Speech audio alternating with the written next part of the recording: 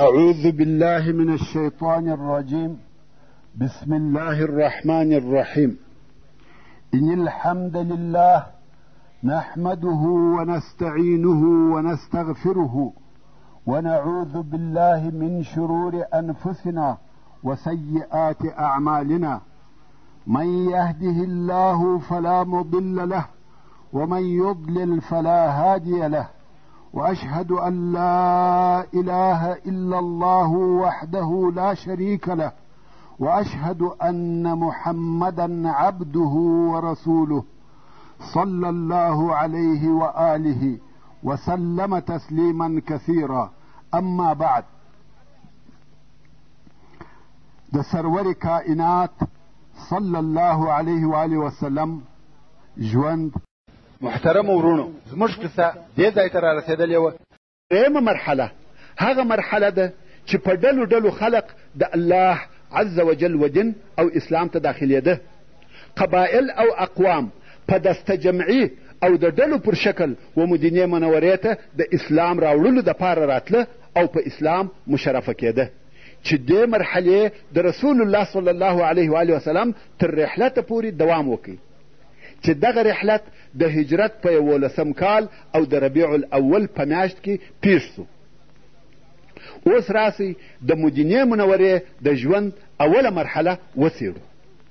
دا هغه مرحله ده چې د هجرت په شروع کې د رسول الله صلی الله علیه و آله وسلم او مسلمانانو دپاره نوی ژوند شروع کیږي. د هجرت څخه یوازې دا مقصد نه و چې مسلمانان د تکالیفو او آزارو، مشکلاتو او پسخندو څخه ځان خلاص کړي، بلکې هجرت د رسول الله صلی الله علیه و آله وسلم او مسلمانانو دپاره دا موقع هم ورکړه چې د یوه امن او امان په ښار کې یوه نوې ټولنه جوړه کړي. نو ځکه پر هر قدرت لرونکي مسلمان دا فرض وه چې د دغه نوې ټولنې او نوي وطن په آبادولو او جوړولو کې حصه واخلي او خپل ټول وس او توان د دغه مقصد د حاصلولو دپاره وښندي. او په دې کې هیڅ شک نسته چې رسول الله صلی الله علیه و آله وسلم د دغه ټولنې د جوړولو دپاره امام او قائد، لارښوونکی او هادي دی، او بې له منازعې او اختلافه د دغه کارو مشري د رسول الله صلی الله علیه و آله وسلم وه. هغه قومونه چې په مدینه منوره کې اوسېده او د رسول الله صلی الله علیه و آله وسلم ورسره معامله وه پر 3 قسمه وه، چې د هر قوم حالت نسبت د هغه بل قوم و حال ته ډېر واضح فرق او مختلف شکل درلودی، او رسول الله صلی الله علیه و آله وسلم د هر قوم یا هرې ډلې دپاره خاص مسائل درلوده چې د هغه بل قوم او ډلې د مسائلو څخه مختلف او بل شان وه. او دغه 3 قسمه ډلې داسې وې: اول، د رسول الله صلی الله علیه و آله وسلم هغه غوره او مکرم، پاک او صالحه اصحاب رضی الله تعالی عنهم اجمعین. دوهم، هغه مشرکان چې تر اوسه یې ایمان نه راوړی او دوی د مدینې منورې د اصلي قبایلو غړي او افراد وه، بلکې ځینې مشران هم وه. دریم، یهود، چې یهود بیا په خپله 3 قبیلې وه. اولا، هغه مسائل چې رسول الله صلی الله علیه و آله وسلم د خپلو اصحابو په سبب د هغو سره مواجه او مخامخ و، هغه دا چې د مدینې منورې د ژوند کیفیت په تمامه معنا د هغه کیفیت او حاله څخه مخالف و چې دوی په مکه مکرمه کې درلودی. مهاجر مسلمانان چې په مکه مکرمه کې وه، که څه هم دوی یوې کلمې سره راجمع کول او د ټولو هدف یو و، مګر دوی په مختلفو کورو کې سره پاشلي وه، مظلومه وه، ذلیله وه، شړل سوي وه. دوی د هیڅ شي قدرت نه درلودی، امر او حکم د دوی د دین د دشمنانو په لاس کې و. نو دغو مسلمانانو نسوای کولی چې یوه نوې اسلامي ټولنه په هغه مادو او شرایطو سره جوړه کړي چې هره انساني ټولنه ضرورت ورته لري. نو ځکه موږ وینو کم قرآني صورتونه چې په مکه مکرمه کې نازل سوي دي فقط د اسلام مبادي یا هغه اولني شیان بیانوي، او داسې اسلامي اوامر یا قوانین پکښې دي چې هر فرد یې په انفرادي ډول سره عملي کولی سي. په هغه اوامرو کې ښو او د خیر وکارو ته خلق هڅول کیږي. مسلمانان په ښو اخلاقو امر کیږي، د رذایلو او کښتو کارو څخه منع کیږي. مګر په مدینه منوره کې د اولې ورځې څخه د مسلمانانو حکم د دوی په خپل لاس کې و او هیچا پر دوی حکم او تسلط نه درلودی. نو اوس و دوی ته دا موقع برابره سوه چې د تمدن او آبادۍ په کارو مشغوله سي، د معیشت او اقتصاد، د حکومت او سیاست په کارو مشغوله سي، جنگ او صلح ته متوجه سي، د حلال او حرام، عبادت او اخلاقو او داسې نور دینی او دنیوي مسائل په پراخه اندازه زده او عملي کړي. دوی ته اوس موقع مساعده سوه چې یوه نوې اسلامي داسې ټولنه جوړه کړي چې د ژوند په ټولو امورو او مرحلو کې د جاهلیت د ټولنې سره فرق ولري، بلکې په ټوله عالم انساني کې تر هرې ټولنې ښه او بهتره وي. او دغه د دوی ټولنه، د دوی اخلاق او معاملات د اسلامي دعوت دپاره یو ښه مثال او نمونه وي. هغسې ټولنه جوړه کړي چې دوی د هغې د جوړولو دپاره 10 کاله په مکه مکرمه کې قسم قسم عذابونه او تکلیفونه ګاللي وه. او دا دې هم درته معلومه وي چې د دغسې سالمې ټولنې جوړول نه په یو ورځ کې امکان لري، نه په میاشت او کال کې، بلکې د دغسې ټولنې د جوړولو دپاره ډېر وخت پکار دی چې په هغه اوږده موده کې شریعت او قانون جوړ سي او په تدریج سره د هغه شریعت په عملي کولو خلق تربیه کړه سي چې د دغه شریعت جوړونکی الله عز وجل و، چلونکی، جاری کوونکی او ښوونکی رسول الله صلی الله علیه و آله وسلم و. جوړونکی الله دی، چلونکی، جاری کوونکی او ښوونکی رسول الله صلی الله علیه و آله وسلم دی. او صحابه کرامو رضی الله تعالی عنهم اجمعین هم دغه شریعت او قانون په پراخه زړو سره قبلاوه، د هغه احکام یې پر خپلو ځانو عملي کول. د دغو مؤمنانو په باره کې الله عز وجل د سورت انفال په 2 نمبر آیات کې فرمایي: وَإِذَا تُلِيَتْ عَلَيْهِمْ آیاته زادتهم ایمانا. یعنی حقیقي مؤمنان هغه کسان دي کم وخت چې پر دوی الهي آیاتونه وویل سي نو د دوی ایمان په زیات سي. خیر، د دغسې مسائلو تفصیل زموږ د بحث موضوع نه ده، نو د ضرورت پر اندازه مو هغه بیان کړه.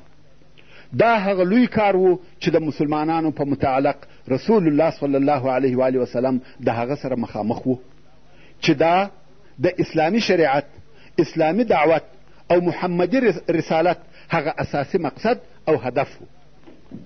خو بیا هم دغه کار هغه اساسي کار و، خو تلواري کار نه و. دا کار د وخت په تېرېدو سره کېدی، خو هلته نور داسې مسائل وه چې په اهمیت کې تر دې کم وه، خو تلوار یې غوښتی. هغه وخت مسلمانان پر 2 قسمه وه. یو قسم یې په خپله مځکه، خپلو کورو او د خپلو مالو سره وه، بله هیڅ پریشاني نه درلوده بې له هغه څخه چې یو سړی یې په خپل کور کې د معیشت دپاره غواړي، چې دا د انصارو ډله وه. خو په خپله د انصارو په مابین کې قبیلوي شدید نفرت، د زړو عناد او عداوت د ډېرې مودې څخه پروت و. په نږدې تیرو وختو کې یې ډېر شدید جنګونه سره کړي وه، او د مسلمانانو هغه بله ډله مهاجرین وه چې هر شی یې په مکه مکرمه کې ځینې پاته و، فقط خپل ځانونه یې مدینې منورې ته رسولي وه. خپل مقدس وطن او اقارب، خپلوان او عزیزان، اهل او عیال، کور او کهول، مال او منال، دولت او ثروت، صنعت او تجارت یې ټوله په مکه مکرمه کې پرې ایښې وه. دلته نه د شپې د تیر ځای لري، نه د خوړلو شی، نه کار سته چې وي کې، نه مال لري چې شپه په تیره کړي. او د دغو مهاجرینو شمیر لږ هم نه و، او ورځ په ورځ نور هم زیاتېده، ځکه و هر هغه چاته چې پر الله او رسول الله ایمان لري په هجرت سره امر سوی و، او دا هم معلومه خبره ده چې مدینه منوره یو غني او ثروتمند ښار هم نه نو د مدینې منورې اقتصادي موازنه خرابه او متزلزله سوه. په دغه شکېدلي حالت کې اسلام دشمنو قواو تقریبا اقتصادي بندیز هم ولګاوه.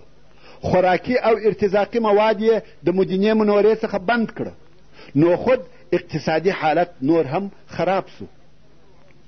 ثانیاً هغه دوهم قوم چې هغه مشرکان وه خو د مدینې منورې د قبایلو اصلي او اساسي غړي وه. دوی پر مسلمانانو کم تسلط نه درلودی خو په زړو کې یې شک و او د خپلو پلرو د دین په پرېښولو کې متردد وه. مګر د دغه حالت سره یې د اسلام او مسلمانانو سره په زړو کې عداوت او چم نه درلودی او ډېر وخت نه سو پر تېر چې و اسلام ته داخل سوه او صادقه مسلمانان سوه. مګر په دغه خلقو کې داسې خلق هم وه چې په زړو کې یې د رسول الله صلی الله علیه و آله وسلم او مسلمانانو سره شدید عداوت او عناد درلودی خو دا یې په وسه نه وه پوره چې خپل عداوت او دشمني ښکاره کړي بلکې د وخت د مراعت په سبب مجبوره وه چې د دوستۍ او مودت اظهار وکړي چې د دغو خلقو مشر او رئیس عبدالله ابن ابی ابن سلول و. څه موده مخکې د بعاث تر جنګ وروسته د اوس او خزرج قبیلو پر دې اتفاق کړی و چې دغه عبدالله به د دغو قبیلو دپاره د پاچا او رئیس په صفت سره مني او تر دغه د مخه هیڅ وخت داسې نه وه پیښه سوې چې دغه دواړې قبیلې دي د یو چا مشرتوب قبول کړي. نو د ده د تاج دپاره یې ملغلرې او جواهرات سره یو ځای کړي وه چې ده ته د پاچاهۍ تاج ور جوړ کړي او د مدینې منورې پاچا یې وګرځوي. په دغه وختو کې رسول الله صلی الله علیه و آله وسلم مدینې منورې ته راغلی او د ده قوم و رسول الله صلی الله علیه و آله وسلم ته ور واوښتی. نو د ده په ګمان چې رسول الله صلی الله علیه و آله وسلم د ده پاچاهي د ده څخه واخیسته نو خود په زړه کې یې د رسول الله صلی الله علیه و آله وسلم سره ډېر شدید عداوت درلودی او کم وخت چې یې ولیده چې حالات داسې سوه چې و ده ته پر شرک پاته کېده نفعه نه ورسوي او د دنیوي ګټو څخه محرومه پاته کېږي نو د بدر تر غذا وروسته په ظاهره مسلمان سو مګر په زړه کې هغه کافر و. هر وخت چې به د رسول الله صلی الله علیه و آله وسلم او مسلمانانو د ازارولو او تاوان رسولو موقع په لاس ورغله خامخا به یې هغه کار کاوه او د ده هغه نور ملګري چې د ده په پاچاهۍ کې به وزیران او رئیسان وای او اوس د رسول الله صلی الله علیه و آله وسلم په راتګ سره هغه هم د دغه منصبو څخه محرومه سوه هغو هم د ده سره د ده د شیطاني نقشو او دسیسو په عملي کولو کې کومک کاوه او ډېر ځله به یې د مسلمانانو نوي ځوانان او ضعیف العقله کسان د خپلو دسیسو د عملي کولو دپاره د لاس آله ګرځول. ثالثا یا درېیمه ډله چې هلته موجوده وه هغه یهود وه. دا هغه یهود وه چې د رومان د ظلمه څخه و حجاز ته راغلي وه. که څه هم دوی په اصل کې عبرانیین وه خو پس له هغه څخه چې حجاز ته راغله په ژبه په لباس په عاداتو او اصطلاحاتو د عربو سوه. حتی د قبیلو او افرادو نومونه هم عربي کړه. د عربو سره د ښځو د طرفه دوستۍ هم وکړې خو پر دغه ټولو سربیره یې هغه خپل ذاتي جنسیت یا قومیت هم وساتئ. په عربو هیڅ نه سوه ګډ بلکې په خپل اسرائیلي او یهودي جنسیت یې فخر هم کاوه او عرب به ډېر سپک او خوار بلل تر داسې اندازې چې عرب به امیین بلل یعنی وحشان او بیعقلان پست او اراذل. د عربو مالونه یې په هره طریقه سره چې وي د ځان دپاره حلال او مباح بلل لکه څرنګه چې الله عز وجل د دوی دغه قول او عقیده د سورت آل عمران په 15 نمبر آیات کې بیانوي او فرمایي قالوا لیس علینا فی الامیین سبیل یعنی بېشکه دغه کتابیانو به ویل نسته پر موږ باندې د دغه امیانو په حق کې هیڅ ګناه چې موږ یې مالونه وخورو. د یهودو په مسلک امیان و هر هغه چاته ویل کیږي چې یهود نه وي او دغه یهودو د خپل دین د نشرولو دپاره هیڅ حماس او احساس نه درلودی بلکې د دوی سره چې هغه دینی سرمایه پاته وه هغه فال، سحر، کوډې او جادو وه، او په دغو شیانو یې خپل ځانونه اهل العلم او روحاني قائدان بلل.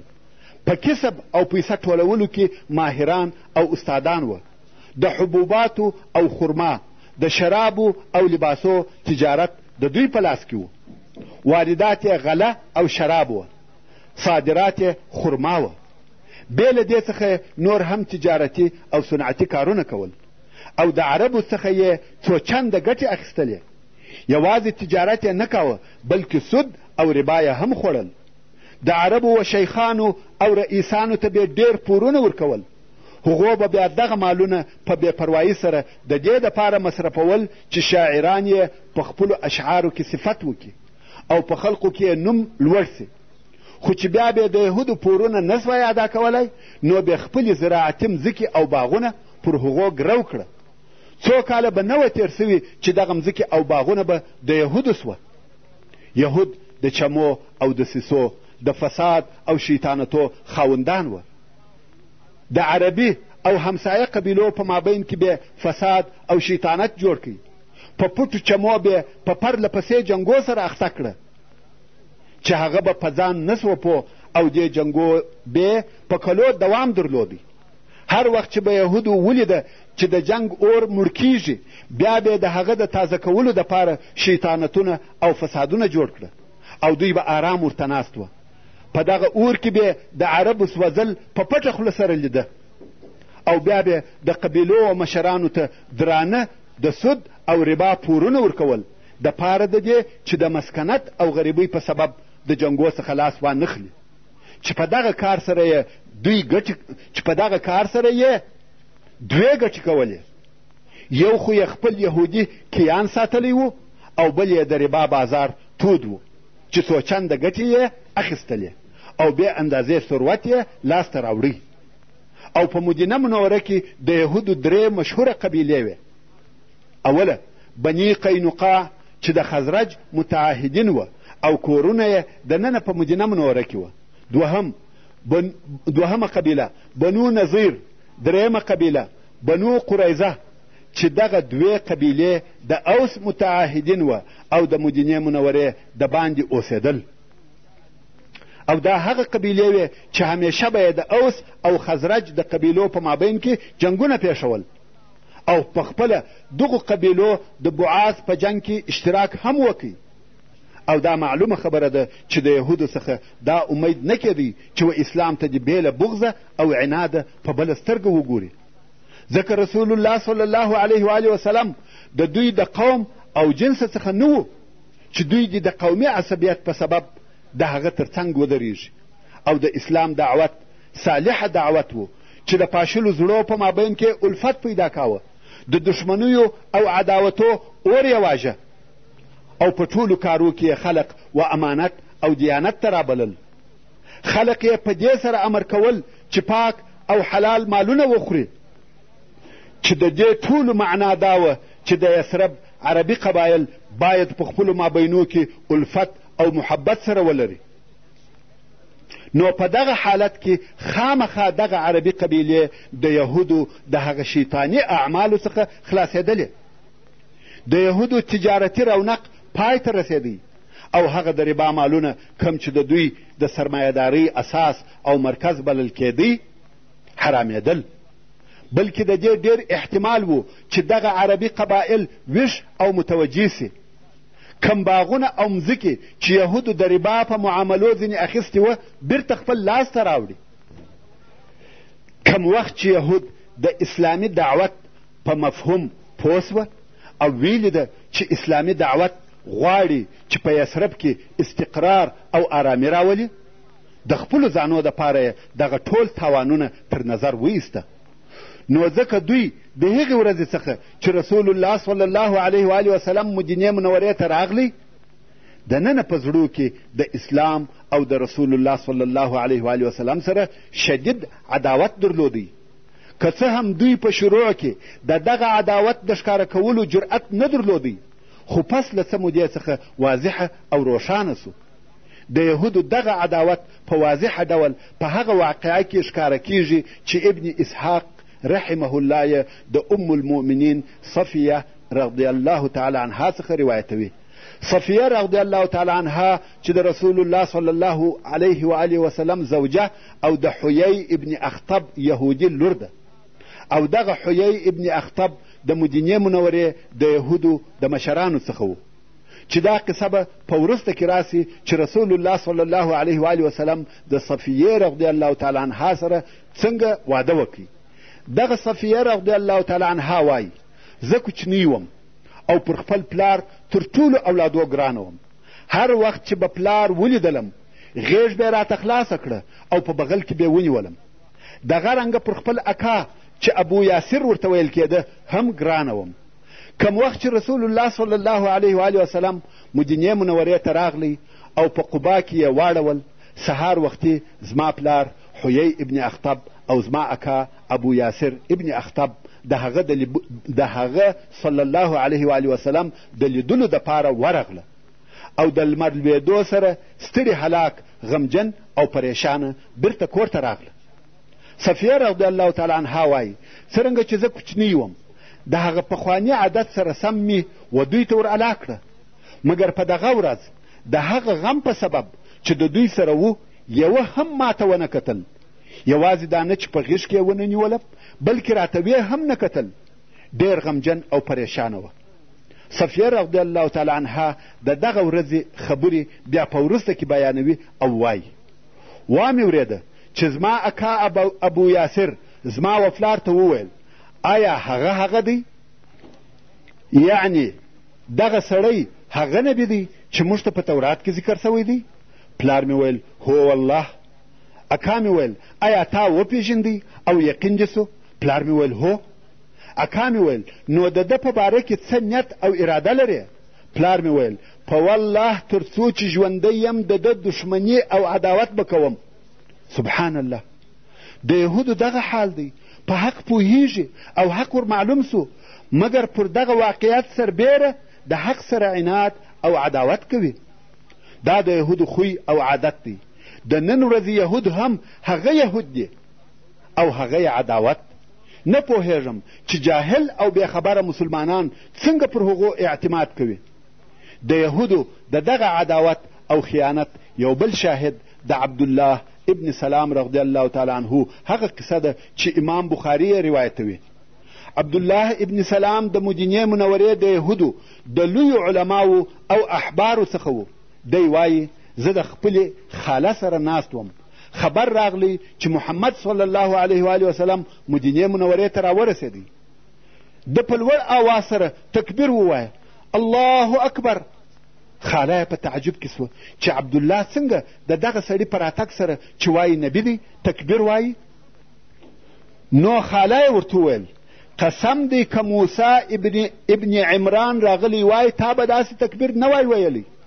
عبدالله ابن سلام رضی الله تعالی عنه ورته وویل خاله دغه سړی او موسی ورونه دي، هغه نبي و او دی هم نبي دی. خاله یې ورته وویل ستا پر حال دې افسوس وي، ته څنګه وایې چې دا سړی نبي دی؟ عبدالله ابن سلام رضی الله تعالی عنه ورته وویل هغه ټوله علامې چې د نبي آخر زمان په باره کې په تورات کې ذکر سوي دي هغه ټوله په دو کې موجودې دي. خاله یې ورته ویل ولاړ سه او ځان ته صحیح حال معلوم که. وصلى الله تعالى على خير خلقه محمد وآله وأصحابه وأهل بيته أجمعين. والسلام عليكم ورحمة الله وبركاته.